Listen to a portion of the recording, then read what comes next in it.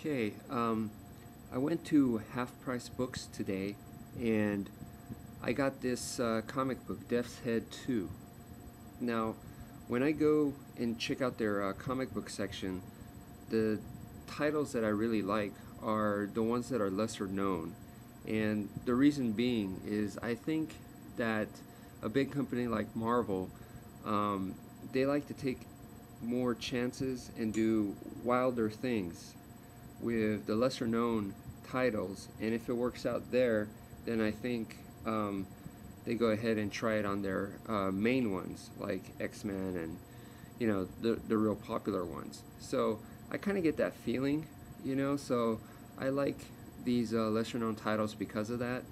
For those of you that are not familiar, this guy right here is Death's Head 2.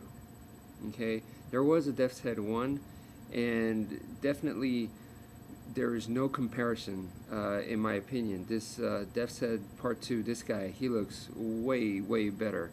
And what's interesting is if you look at his right arm right here, in the comic book he can change the shape of this thing. So right here it's like this, looks like a cannon.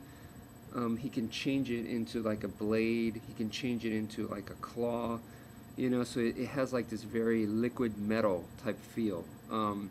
This is pretty much because I remember around the time that Death's Head 2 came out, it was when Terminator 2 came out, so it's very T-1000-ish, but it's mainly on this arm is the one that's very liquid metal like. So he's a cyborg, and if you look at his design, character design, I mean, his name is Death's Head, so he has a skull for a face. I mean, he looks like a villain. He doesn't look like a superhero main character. He looks like a major villain, which is really interesting that they chose him. And another thing, if I think you can clearly tell, by his design, is that he has a huge Predator influence. So, it's pretty much like Predator with his right arm being the T-1000-ish. I think he's very interesting. He's like a bounty hunter cyborg guy, and his sidekick is this girl right here.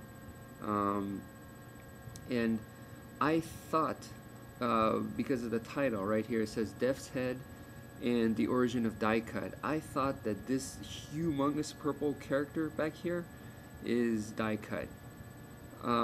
I was totally wrong. That is not Die Cut. Die Cut is this guy right here. This guy right here. And this guy, just from the cover and flipping through the pages, did not look interesting at all. But actually the story is pretty much about him. And what that does is that actually makes the in my opinion, the least interesting character out of here very interesting.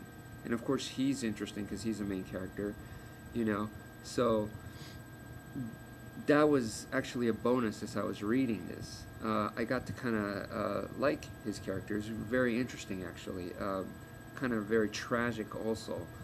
And so that was interesting.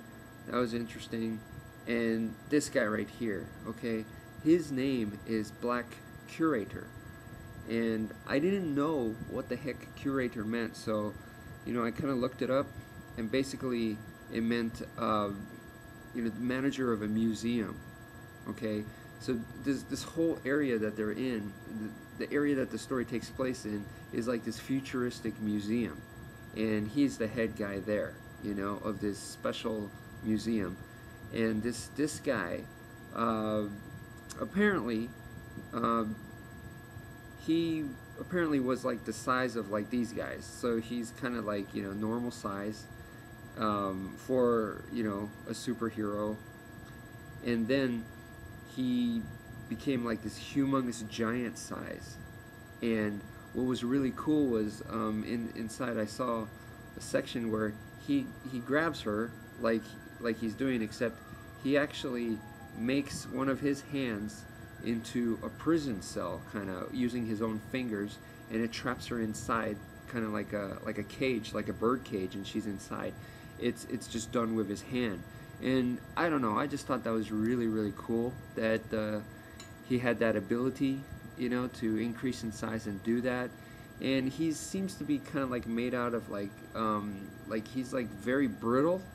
I'm sure it's very hard, but these guys can like chop him up, you know, and like his fists and stuff seem to fall apart, but then they seem to grow back.